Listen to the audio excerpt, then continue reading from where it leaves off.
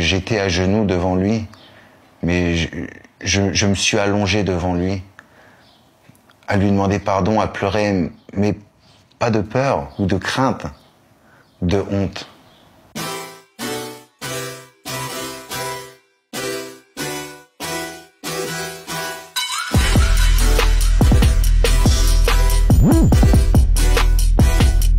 Bonjour, je m'appelle Nicolas, j'ai 43 ans bientôt et je viens vous parler de mon expérience et du jour où j'ai rencontré Jésus-Christ, qui remonte à presque 24 ans maintenant.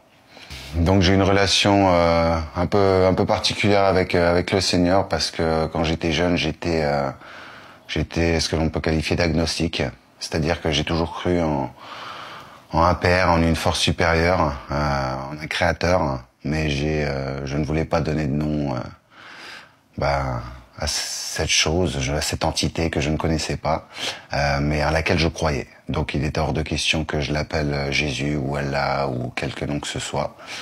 Mais j'ai toujours eu une relation et j'ai toujours eu une présence, la présence du Seigneur avec moi parce qu'il m'est arrivé beaucoup de choses dans mon enfance, dans mon adolescence. Beaucoup de fois où la vie aurait pu partir de moi. J'ai évité la mort plusieurs fois, dont une fois très gravement, dont je vous parlerai un petit peu plus tard. Et je sais que le Seigneur a toujours été à mes côtés. Lorsque j'étais plus jeune, j'avais beaucoup de rêves prémonitoires. J'avais une capacité à visualiser un futur que j'avais l'impression de pouvoir créer, mais que le Seigneur m'offrait bien évidemment. Et tout ce que je voulais, même ce qui paraissait impossible, j'arrivais à l'avoir. Je réussissais tout ce que j'entreprenais. Je faisais tout avec l'amour. Le Seigneur m'avait dit très jeune, d'une façon ou d'une autre, même si je ne savais pas que c'était lui, que le secret de cette vie, c'était l'amour. À partir du moment où on aime, plus que d'être aimé. Si on aime, on a pas mal réussi sa vie en général. Et je pense que c'est pour ça que mon enfance aurait été relativement bonne. Le Seigneur m'a prévenu de tout ce qui se passerait dans ma vie, dont la chose la plus importante qui était supposément, si je puis dire, ma mort, relativement jeune. Et donc j'ai fait un rêve quelques années avant d'avoir un grave accident de la route qui m'a pratiquement retiré la vie. Je l'ai eu en vision, mais je l'ai eu très clairement, sans nul doute, et ça s'est exactement passé comme je l'avais vu, comme plutôt le Seigneur me l'avait montré, parce que c'était impossible. Il y avait trop de facteurs qui pouvaient me laisser croire que jamais cela n'arriverait. J'avais tout fait, en plus, pour essayer d'anticiper cette chose. Malgré ça, c'est arrivé. Quand c'est écrit, c'est écrit. Donc voilà, ce qui s'est passé, c'est que j'étais à l'époque, j'avais déjà une relation avec une femme qui, je pensais, serait la femme de ma vie, la seule, l'unique. J'avais ça au fond de mon cœur, au fond de mon âme. Je n'envisageais pas du tout de concevoir ma vie avec quelqu'un d'autre, de la tromper. La chair n'était pas là, c'était vraiment de l'amour pour moi. Durant cette relation, j'ai eu ce cauchemar, cette vision, entre parenthèses, qui me laissait comprendre que je devais mourir jeune. J'ai toujours eu ça au fond de moi. Non pas comme une fatalité et non pas comme quelque chose dont j'avais peur, mais j'ai toujours su, indirectement, que je devais mourir jeune. Tout est relatif, je suis encore là, mais je savais que quelque chose devait se passer. J'ai eu ce cauchemar dans lequel j'avais un accident de voiture, justement, avec une personne bien spécifique, entre autres le conducteur. Et cette personne-là était un ami d'enfance, enfin que j'avais connu quand j'avais peut-être 10-11 ans. Et mon père a décidé, de par les choses que je faisais avec ce jeune homme, entre parenthèses, les bêtises de jeunes qu'on faisait, mon père a décidé qu'il poserait une interdiction qu'on ne pourrait plus se voir. Voilà. Donc, on ne s'est plus vu pendant des années. Et puis, Et puis plusieurs années plus tard, on va dire pratiquement 4 ans plus tard, alors qu'on n'avait plus aucun lien, lui et moi, ben, nous nous sommes... la vie nous a remis sur la route l'un de l'autre, vraiment par hasard. Et puis lorsque j'ai vu cet homme, directement, alors que je n'y pensais plus, cette vision, ce cauchemar m'est revenu à l'esprit. Et j'ai eu le doute. Et je me suis dit, n'y va pas, ne lui parle pas. Mais la chair m'a fait croire que c'était qu'un rêve, et puis que c'était passé, c'était il y a 4 ans, et puis il n'y avait aucune raison. Donc bah, j'ai repris contact avec ce jeune homme, qui était un ami à la base. Et donc nous avons recréé des liens. Et 6 mois plus tard, et ben à plus de 200 km/h, on percutait un poteau de béton. Et ben mon cauchemar commençait. Mon cauchemar, mais en même temps cette chance que j'ai eue de pouvoir rencontrer Jésus. Et je dis Jésus parce que je sais que c'était lui. Lorsque cet accident s'est produit, c'était au mois de janvier en 1999. J'ai été habitué à cet âge-là à faire de grandes fêtes, à boire beaucoup, énormément. J'avais une très grosse capacité, une très grosse endurance à l'alcool et à fumer un petit peu de cannabis aussi. Ce soir-là, on avait moi j'avais bu 2 bières, ce qui est ridicule, hein. Normalement c'était plus 2 packs de 26 bières que je buvais. Donc malheureusement c'était la jeunesse. J'étais quelqu'un de très actif, très sportif, et ça n'était que pour les week-ends. C'était que pour la fête. Je savais faire un tri entre les choses, mais pour la fête, pour le week-end, j'aimais faire la fête et j'aimais, entre parenthèses, profiter de la vie comme un jeune. Ce soir-là, 2 bières, peut-être un joint avec des amis, ce qui était ridicule, hein. Il était minuit, on décidait de rentrer chez nous. Les routes étaient un peu humides, le conducteur conduisait très vite. Je lui ai demandé de ralentir, chose qu'il n'a pas faite. Et dans un virage, la voiture a commencé à glisser, il a contrebraqué. Et nous sommes partis dans l'autre sens, et c'est là que nous avons eu un grave accident. Donc facilement 200 km/h, un poteau de béton. L'expert médical a estimé entre 13 et 15 tonneaux dans tous les sens, hein, pas comme dans les films tout droit, donc dans tous les sens en vrille. J'aurais pu dire n'importe quoi. J'aurais pu dire papa, j'aurais pu dire maman, j'aurais pu dire Laurie, qui était le nom de la femme que j'aimais à l'époque. Et parce que c'était vraiment, elle était même plus importante que Dieu pour moi, malheureusement. Pardonnez-moi Seigneur, mais je la plaçais au-dessus de tout et de tout le monde. Il y avait aucun doute. Et le seul nom qui m'est venu à l'esprit et que j'ai dit, sans chercher, c'est venu naturellement, j'ai dit Jésus. Juste avant l'impact, bien évidemment, j'ai dit le nom de Jésus. Et je ne saurais dire pourquoi, puisque comme je vous l'ai dit, j'étais plutôt agnostique, je ne voulais pas donner de nom, mais j'ai dit Jésus. J'ai pas dit papa, j'ai pas dit maman, je le répète parce que pour moi c'est sans mes parents normalement ce sont les choses auxquelles vous pensez lorsque vous voyez votre vie défiler et que vous savez que c'est la fin. Moi j'étais le plus touché, on était 4 dans le véhicule. J'étais le cas le plus critique alors que j'étais la personne la plus physiquement on va dire et psychologiquement résistante. Mais moi je devais vivre autre chose. Et durant ces tonneaux, j'ai donc, comme je m'étais appuyé, j'avais monté mes jambes sur le fauteuil du passager avant, entre parenthèses, parce que je voulais retenir l'impact plus ou moins. Et donc il y a dû y avoir un effet d'accordéon et moi j'ai été éjecté pendant les tonneaux par le pare-brise arrière. C'était une Peugeot 306 à l'époque, donc je sais pas si vous voyez l'inclinaison et le pare-choc d'une Peugeot 306. Et donc ça m'a ouvert le crâne en 2 et j'ai été éjecté dans les champs. Donc on était sur des routes de campagne. Donc c'était comme je vous dis au mois de janvier en Lorraine, avec des herbes hautes de plus d'1 mètre. Par la grâce du Seigneur, la première voiture qui est passée sur ce chemin après l'accident, rapidement après, quelques minutes après, même pas, c'était un médecin de l'hôpital de Nancy. un chirurgien, excusez-moi, donc quelles sont les chances.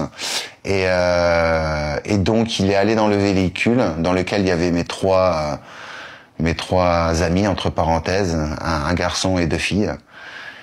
Et puis donc il a essayé de voir comment ils allaient, bien évidemment. Et puis il leur a tout de suite demandé combien on était dans la voiture. C'est là que la fille qui était à côté de moi a répondu qu'on était 4. Et donc il s'est douté que quelqu'un avait disparu du véhicule. C'était moi. Grâce à ça et grâce au fait que ce médecin était là, il a directement appelé l'hôpital de Nancy, qui a fait venir un hélicoptère, l'hélicoptère, pour me chercher dans les hautes herbes, parce que sans spot, sans rien, vu que c'était la nuit et qu'il n'y avait aucune lumière, il pouvait pas me trouver, je serais sans doute mort. Donc, vous voyez, il y a quand même des choses qui font que c'est quelque chose que je devais vivre. Je ne devais peut-être pas mourir, ce sentiment que j'avais quand j'étais plus jeune, que j'allais mourir jeune. Peut-être que j'avais mal reçu le message, mais je savais que quelque chose allait se passer. Maintenant, grâce à tout ça, j'ai été emmené à un hélicoptère, je suis parti à l'hôpital et donc on m'a transporté à l'hôpital de Nancy en urgence. On a mis moins d'un quart d'heure, je crois, pour arriver à l'hôpital en hélicoptère. Lorsque je suis arrivé à l'hôpital, ils ont vu que mon trauma crânien était au plus gros niveau du traumatisme crânien, donc le plus dangereux, le plus grave, et à 99%, je devais mourir dans la nuit. Donc les médecins ont décidé de me donner une chance et de me plonger dans un coma. Voilà. Moi, je me rappelle, j'ai de très vagues souvenirs. Je crois même me rappeler leur dire que je ne voulais pas être dans le coma. Mais soi-disant, suivant les médecins, je ne pouvais pas survivre sans ça. Le trauma était trop important. Bref, ils m'ont donc plongé dans un coma. Et c'est là que ma journée avec le Seigneur a commencé. Voilà. Alors, il est vrai que ce sont de vieux souvenirs. Ces quelques souvenirs que j'ai, heureusement, sont les plus importants. Mais je sais que j'ai vécu énormément de choses. La première étant que j'ai quitté mon corps. Mon esprit a quitté mon corps. Je suis parti en voyage et pour faire court, je me suis retrouvé devant le Seigneur. Tout aussi simple que ça. Je peux vous dire une chose, c'est que on peut même pas l'expliquer avec des mots humains. Il n'y a pas de mots humains pour qualifier ce qu'on vit à ce moment-là, ce que j'ai vécu. Mais c'est un amour, c'est inqualifiable. C'est magique, c'est grandiose, c'est magnifique, c'est tout ce qu'on peut, tout ce qu'on veut. C'est ce pourquoi on est vivant, c'est ce qu'on recherche. Et c'est ce qu'on doit donner, je pense. Et donc, je me suis retrouvé face à Jésus. Je savais que c'était lui. Et je savais que j'étais pardonné. Mais je sentais une culpabilité sur moi incroyable. Incroyable. Je me sentais coupable de tout. En fait, cette vie nous écarte vraiment de ce pourquoi on est là. Et de l'amour. J'avais honte, mais une honte qui est indescriptible, mais vraiment indescriptible. Je me sentais plus qu'honteux d'ailleurs. J'étais à genoux devant lui, mais je me suis allongé devant lui, à lui demander pardon, à pleurer, mais pas de peur ou de crainte, de honte. De honte, c'était juste la honte. Je me sentais tellement pitoyable, tellement lamentable. Parce que vous devez comprendre que, je sais, c'est un peu bizarre quand on ne l'a pas vécu, mais vous voyez votre vie en ce qui peut paraître une fraction de seconde, mais réellement, littéralement, une fraction de seconde. Tout ce que vous avez fait, tout ce que vous n'avez pas fait. Non plus, tout. Quand je dis tout ce que vous n'avez pas fait, ce que vous auriez pu faire de bien, mais que vous n'avez pas fait. Et donc, vous pouvez pas imaginer le sentiment de honte que vous avez. C'est incroyable. Parce que lui, il vous aime. Il ne fait que vous aimer. C'est tout. Il y a rien d'autre. J'ai vécu plusieurs choses. J'ai vécu un moment où je me suis retrouvé face à, je ne pourrais pas dire 100 000, 1 million, 10 millions de personnes en face de moi. Je les connaissais toutes. Je ne faisais qu'un avec toutes elles. Toutes. C'était, j'en ai la chair de poule quand je vous dis, c'était incroyable. Je les connaissais, et elles me connaissaient toutes. C'était, mais plus de monde qu'il y a sur la Terre, j'avais l'impression. Non, mais alors ça, pardonnez-moi, hein, j'essaie de vous le dire comme je le ressens, mais c'était vraiment comme ça, c'était incroyable. Et tout le monde m'aimait, et tout le monde ne voulait que mon bien. Et moi, je ne voulais qu'une chose. À la base, c'était rester là-haut. Je ne voulais pas revenir dans cette vie. C'était vraiment... Et pourtant, croyez-moi, cette femme dont je vous ai parlé, pardonnez-moi Seigneur. Et que mes parents de chair aussi me pardonnent parce que je l'aimais plus que tout, plus que moi-même, plus que ma vie. Malheureusement, j'en étais presque au cas où, on peut dire ça, pardonnez-moi Seigneur, mais j'aurais presque vendu mon âme au diable pour la sauver. J'aurais été prêt à ça. Elle était plus que tout. Et malgré ça, quand je me suis retrouvé face à l'amour du Seigneur et face au Seigneur, ça devenait dérisoire.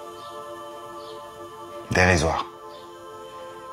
Et c'est dur à exprimer. Parce que je l'aimais vraiment. Vraiment, vraiment, vraiment. Mais le Seigneur, l'amour du Seigneur, il y a rien de comparable. Et le Seigneur m'a même montré ma vie. Il m'a montré ce que je vivrais. Le Seigneur m'a fait voir ma vie, m'a fait voir ce que serait ma vie, ce que serait mon futur. Je ne saurais plus vous dire si j'ai fait ce choix. Je ne crois pas l'avoir fait. J'ai envie de croire que c'est moi qui ai voulu revenir sur cette terre pour l'amour que j'avais pour cette femme, parce que je sais que je voulais rester. Mon esprit voulait rester là-haut. Mon esprit s'en fichait, pardonnez-moi, mais se fichait de ce qui pouvait se passer sur terre. C'est rien. C'est tellement, je ne trouve même pas le terme, mais c'est pas important ce qui se passe sur terre. La seule chose importante, c'est ce qui se passe là-haut avec le Seigneur et pour le Seigneur. Et on ne peut rien changer. Ma vie, personnellement, c'est pas moi qui vais changer les plans du Seigneur. C'est pas moi. Je peux peut-être. J'ai un plan. Il a un plan pour moi plutôt, mais c'est pas moi qui vais changer la finalité des plans du Seigneur. Donc c'est pour ça que ça paraît tellement. C'est pas important cette vie. Maintenant, je pense qu'on a des choses à apprendre. Je ne voulais pas revenir, mais le Seigneur a décidé qu'il fallait que je revienne. Et je sais qu'il l'a fait par amour. Je sais qu'il l'a pas fait par colère ou par haine. Mais c'est très dur à concevoir. Parce que vous ne comprenez pas pourquoi, avec tout l'amour qu'il a, et je sais que je ne suis pas le seul qui ait vécu ce type de situation, mais sincèrement, vous le suppliez de tout votre esprit. Il n'y a aucun intérêt à repartir sur terre. Aucun intérêt. Mais pour le Seigneur, il y a un intérêt. Et donc, il m'a fait repartir sur terre. Je suis donc revenu dans mon corps, après avoir vécu beaucoup de choses, dont le fait d'avoir vu toute ma vie. Et le pire, c'est que le Seigneur m'avait montré que cette vie que j'allais vivre, j'allais tout perdre. Tout. Tout ce que j'avais construit toute mon enfance. Toute ma vie. Donc, j'étais un sportif d'assez bon niveau dans les arts martiaux. J'avais voué ma vie à ça. Je voulais, moi, partir dans les corps militaires ou de gendarmerie, du GIGN, des groupes d'intervention, car je voulais défendre la vie et la justice humaine, que je croyais être la justice. Et, euh, et justement, le Seigneur a ouvert mes yeux. Le Seigneur a ouvert mes yeux et lorsque je suis revenu sur terre, dans mon corps, l'esprit était encore en moi. Et pendant quelque temps, et je savais où je devais aller. Malheureusement, la chair est très forte dans cette réalité. Et la chair a repris le dessus. Le Seigneur m'avait informé de plusieurs choses, donc j'allais perdre tout le monde, dont la femme de ma vie. Il m'avait dit avec qui elle se marierait. Il m'avait dit le nombre d'enfants qu'elle aurait, leur sexe. Le Seigneur m'a montré tout ce que j'allais vivre. Et vraiment, c'était mes pires cauchemars. C'est les pires cauchemars où on a envie de se réveiller. Et quand je me suis réveillé, quand je suis sorti de mon coma, et que je me suis vu à l'hôpital, avec des dizaines et centaines d'amis qui venaient tous me voir à l'hôpital, amis, entre parenthèses, ce qu'on croit être des amis, et ben je me suis dit, c'est bon, c'était qu'un mauvais rêve. Malgré que cette présence du Seigneur, je voulais pas me dire que c'était un mauvais rêve, mais toute cette vie qu'il m'avait montrée, en tout cas jusqu'à une certaine période de ma vie, j'étais heureux parce que je me disais ça va pas se réaliser. Et puis tout s'est réalisé comme je le disais. Donc j'ai perdu avec le temps, très peu de temps quand même par rapport à une vie. En quelques mois, je dirais, j'ai perdu 90% de mes amis. J'étais dans un état végétatif, donc j'étais plus le même, bien évidemment. Mon esprit était là, mais mon cerveau ne répondait plus. J'ai dû réapprendre à lire, à écrire, à compter, enfin faire retravailler mon cerveau. J'étais hémiplégique du côté droit. J'avais eu des problèmes. Ils ont fait une intervention sur moi au niveau de l'estomac parce qu'ils avaient vu des liquides à côté, un liquide ou quelque chose à côté de mon rein. Donc ils m'ont ouvert, puisque je devais mourir dans la nuit. Ils se sont pas ennuyés, ils m'ont ouvert en deux comme de la barbaque et puis ils m'ont mal recousu. Donc j'ai eu plein de suites aussi, de suites post-opératoires suite à ça. D'ailleurs les traitements médicamenteux, qui m'ont donné. Faut savoir que j'étais sous Tranxène. Tranxène sont des médicaments très très très puissants et j'étais à la plus haute dose médicalement autorisée. Donc c'est vous dire la quantité. Malgré ça, ils n'arrivaient pas à me laisser alité. Il fallait que je me lève. J'avais une force, une énergie qu'ils n'arrivaient pas à canaliser, mais qu'il fallait canaliser, soi-disant à cause de mon traumatisme crânien. Et donc avec ça, c'est ce qui m'a laissé dans un état végétatif. Voilà.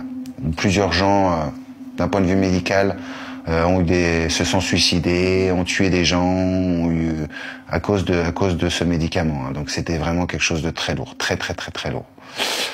Et donc voilà, je suis sorti du coma, j'avais l'esprit en moi.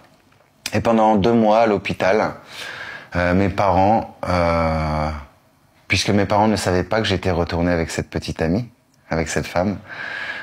Mes parents m'ont demandé plusieurs fois, alors que j'étais un légume physiquement quand vous me regardiez, mes yeux, mes lèvres. Mes parents m'ont demandé plusieurs fois si je voulais la voir, parce qu'elle voulait me voir. Et j'avais l'esprit en moi à ce moment-là, et je savais que pour son bien et pour mon bien, et puisque je l'aimais, quand vous aimez quelqu'un, si elle est mieux avec quelqu'un d'autre, si son futur est d'être avec quelqu'un d'autre pour être plus heureuse, c'est ce que vous devez faire.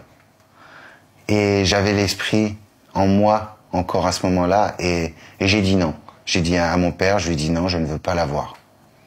Mais sans rancœur, sans haine, sans déception, sans quelques sentiments humains, je dirais, que ce soit, tout était clair dans mon esprit. Elle serait mieux sans moi, elle serait heureuse, je l'aimais et je voulais qu'elle soit heureuse.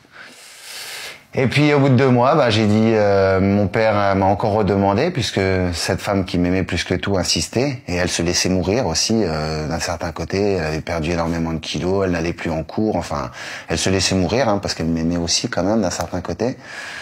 Et puis la chair était revenue en moi un petit peu, mais j'ai dit oui. J'ai dit oui. Et puis je me suis même dit, je vais être plus fort que ce que Dieu a prévu pour moi et je vais réussir à rendre cette femme heureuse. Alors que le Seigneur savait que je n'étais pas faite pour elle. Eh ben, j'ai essayé de contrecarrer les plans du Seigneur en allant dans différentes directions, en sachant ce qui devait se passer, avec qui ça devait se passer, donc en faisant tout pour ne pas que ça se passe. Eh ben, je vais vous dire une chose, par rapport au Seigneur, on peut pas faire grand-chose. Hein. J'en rigole maintenant, j'en rigolais pas à l'époque. Mais j'en rigole maintenant parce que c'est tout, le Seigneur l'avait décidé, il savait ce qui était bien, ce qui était mieux pour moi comme pour elle. Et quoi que vous fassiez, le Seigneur, vous pouvez prendre la route que vous voulez. C'est ce que j'ai fait. J'ai choisi 15 000 chemins pour essayer d'enrayer ce processus. À la fin, ça s'est passé exactement, ça s'est fini exactement comme le Seigneur me l'avait montré. Donc, qu'on croit en une destinée ou non, moi je dirais à certaines personnes, oui, on a le libre arbitre. Mais le Seigneur nous a mis ici pour que l'on vive ce qu'il y a de mieux pour son plan. Et quelle que soit la route que vous preniez, vous vivrez les choses qu'il estime que vous devez vivre. C'est aussi simple que ça. Je l'ai appris à mes dépens, au préalable, mais je pense que c'est un cadeau qu'il m'avait fait. Il m'avait prévenu. J'ai pas voulu le croire. Pardonnez-moi, Seigneur. J'ai pas voulu le croire parce que je me disais non, c'est pas possible. Les gens peuvent pas me faire ça, peuvent pas m'abandonner. Et si, j'ai perdu donc la femme de ma vie, j'ai perdu tous mes amis, j'ai perdu ma famille parce que ma famille aussi m'a. Sur le coup, elle a été là avec moi à l'hôpital et puis une fois que vous n'y êtes plus, ben on vous laisse revivre. Et donc voilà, je ne pouvais plus travailler, je ne pouvais plus faire de sport, je n'avais pas l'âge de toucher le RSA, je ne pouvais plus étudier. J'avais une mère alcoolique, très malade. J'avais un père, bon je les ai toujours, pardon, excusez-moi, mais j'ai un père qui vivait une relation avec une autre femme et qui ne voulait pas entendre forcément parler de moi. Et donc moi je me suis retrouvé à la rue. Et c'est là que mon calvaire a commencé. Le fameux calvaire que le Seigneur m'avait montré. Suivant les médecins, je devais passer entre 4 et 5 ans à l'hôpital. Et après, pouvoir sortir de l'hôpital, un bout de 4 ou 5 ans, mais que ma vie soit finie. Ma vie professionnelle, sportive, familiale. Et puis, grâce au Seigneur, j'ai fait 3 mois d'hôpital. Et 3 mois d'hôpital de jour. Ce qu'on appelle l'hôpital de jour. C'est-à-dire que je pouvais rentrer chez moi le soir. Je n'y allais que pour de la rééducation fonctionnelle et motrice. Voilà. Donc en 6 mois, j'étais sorti de cet enfer médical entre parenthèses. Alors que je devais y passer toute ma vie, que ma vie devait être réduite à néant. Donc, rien que là, mon ego avait déjà un peu repris le dessus, puisque la chair reprend très vite le dessus dans ce monde. Et donc, et puis j'étais quelqu'un de, pardonnez-moi, mais assez fort, fort moralement, psychologiquement et physiquement. Physiquement, j'étais quelqu'un d'assez fort, croyez-moi, sans vouloir me grossir. J'avais tout fait pour durant toute ma vie, donc j'étais au-dessus de la moyenne. Et donc j'étais persuadé que le fait que je me remette de cet accident, ce coma, cet état végétatif, c'était grâce à moi, quoi. C'était parce que j'étais fort.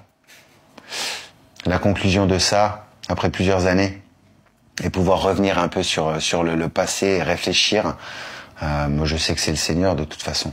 Et je le savais de toute façon. Je n'ai jamais eu peur de cet état végétatif, comme on le qualifiait. J'ai toujours su au fond de moi, dans mon esprit, que j'étais sauvé. Et que je serais sauvé. Et que je n'avais rien à faire. C'est le Seigneur qui m'a, c'est pas moi.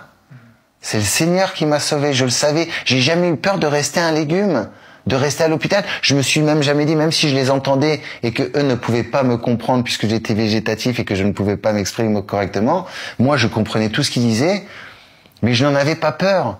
J'étais triste parce que je voyais la réaction de mes parents qui étaient attristés, qui étaient apeurés, qui étaient à zéro parce qu'ils se disaient c'est terrible. Mais moi je savais que je m'en sortirais. Je ne peux pas vous dire comment ni pourquoi, si ce n'est par la grâce du Saint-Esprit et du Seigneur. Je le savais. Et ça s'est passé comme ça. Maintenant, C'est pas parce que physiquement et psychologiquement, je redevenais quelqu'un, entre parenthèses, de normal, que les cauchemars que le Seigneur, enfin cette vie que le Seigneur m'avait montrée, était partie, quoi. Quelques mois après être sorti de l'hôpital et du coma, je dormais dans des cages d'escalier, dans des immeubles. C'est là que j'ai décidé que je venais d'échapper à la mort, en pensant que ça venait de moi, bien évidemment, plus de la chair que de l'esprit. Et donc, je me suis dit, il faut que je m'en sorte. Je vais pas me laisser mourir. Je me suis pas laissé mourir avec un accident. Je vais pas me laisser mourir maintenant. Donc, il y a un peu d'ego là, bien évidemment, mais c'est ce qui vous donne aussi un peu de force. Et j'ai décidé de m'en sortir. Alors, ne pouvant pas travailler, ne pouvant pas faire d'études, ne pouvant pas avoir d'allocation, n'ayant pas la justice, ne me donnant aucun dédommagement. J'ai dû me battre pendant 10 ans pour essayer d'avoir un minimum de dédommagements qui sont ridicules. Hein.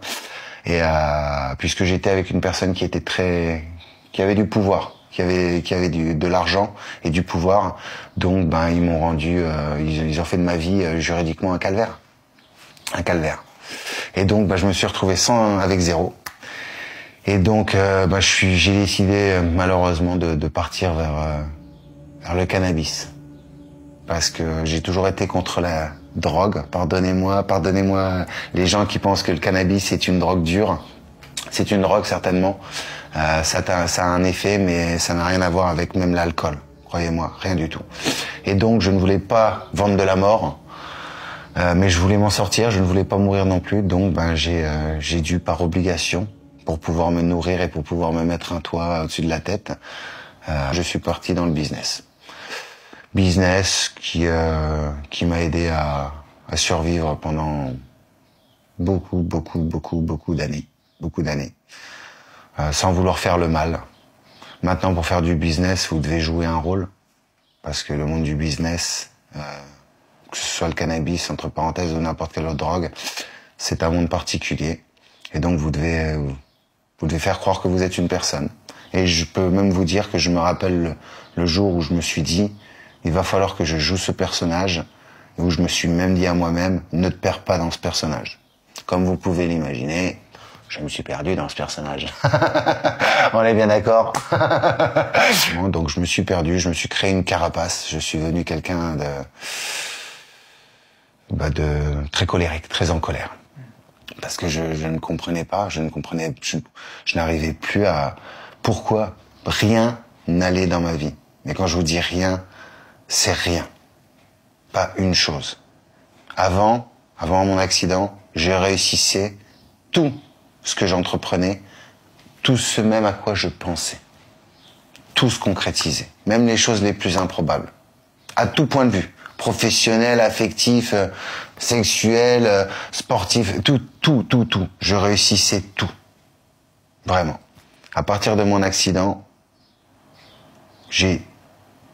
d'un point de vue humain, j'ai rien réussi. J'ai échoué sur tout. C'était le cauchemar que Dieu m'avait montré. En me disant qu'il y avait un but là-dedans. Mais je vous garantis que quand vous êtes dans l'esprit, ce but, vous le comprenez et vous en rigolez. Et vous vous dites même, les doigts dans le nez. Allez, vas-y, j'y retourne, tu vas voir comment j'ai... Et puis une fois que vous êtes dans la chair, c'est l'horreur. Vous êtes tellement faible, vous ne comprenez plus. Et vous n'avez pas la force. La chair ne donne pas la force. L'intelligence ne donne pas la force. Il n'y a que l'esprit qui peut vous donner la compréhension et donc la force de pourquoi vous vivez ça. Moi, il y avait aucune raison pour moi que je vive ça. C'était Seigneur, vous qui m'aimez tant, pourquoi vous me renvoyez vivre l'enfer? Je vivais l'enfer sur terre. J'ai vécu l'enfer sur terre. Et grâce au Seigneur, il s'est passé plusieurs choses et je suis revenu au Seigneur il y a peu de temps maintenant. Il y a seulement un peu plus d'1 an. J'ai prié le Seigneur et qu'il est venu à moi, il est venu m'aider. Je le sais, il m'a secouru. Et ma vie depuis 1 an, un peu plus d'1 an maintenant, va mieux, va beaucoup mieux. Beaucoup mieux que depuis les 23 dernières années. Voilà, c'est encore des tribulations, c'est pas encore fini, mais c'est avec une toute nouvelle optique, un nouvel état d'esprit tout simplement. Que j'envisage tout ça. Je sais qu'il est là, comme je l'ai toujours su, puisque je l'ai rencontré. Maintenant, la chair a été forte, mais j'ai décidé de laisser l'esprit venir. Je me suis fait baptiser, d'ailleurs, il y a à peu près 1 an, pour montrer au Seigneur que je suis avec lui, que je suis là, et puis pour lui demander qu'il me pardonne tous mes manquements, toutes mes fautes, tous mes mensonges, toutes mes illusions, désillusions, peu importe tout, mon ego surdimensionné pour plein de choses. Attention, je suis loin d'être parfait, hein, je ne serai malheureusement jamais parfait, certainement pas aux yeux du Seigneur, mais je sais que je repars vers la personne, vers l'esprit que le Seigneur a créé, voilà. Et tout ce que je sais, c'est il n'y a qu'avec l'amour qu'on peut réussir les choses et qu'on peut changer ce monde. Voilà, j'ai prôné la colère, la haine, même si elle paraissait justifiée, entre parenthèses, par rapport à toute l'injustice dans ce monde. Je pense réellement maintenant qu'il n'y a qu'avec l'amour qu'on peut combattre la haine. Ça fait peut-être un petit peu philosophique, mais je vous garantis que c'est réel. On peut être très fort dans la colère, très très fort dans la haine, mais on sera jamais aussi fort que dans l'amour. L'amour, c'est ce qui est le plus fort. Donc c'est pour ça, mes frères et sœurs, croyez au Seigneur, sachez qu'il est là, sachez que même quand vous avez l'impression d'être tout seul, d'être abandonné, qu'il ne vous entend pas vos prières, sachez qu'il est là et qu'il répond à vos prières au bon moment. Parlez-lui avec le cœur, parlez-lui avec votre âme, mais parlez-lui surtout avec votre esprit, et il sera toujours à vos côtés. Il est toujours à vos côtés. Il attend juste que vous lui tendiez la main. Et lui, il saisira la vôtre. Il n'y a aucun problème. Et il n'attend que ça. Soyez bénis, mes frères et sœurs. Aimez-vous les uns les autres. Je vous aime. Prenez soin de vous.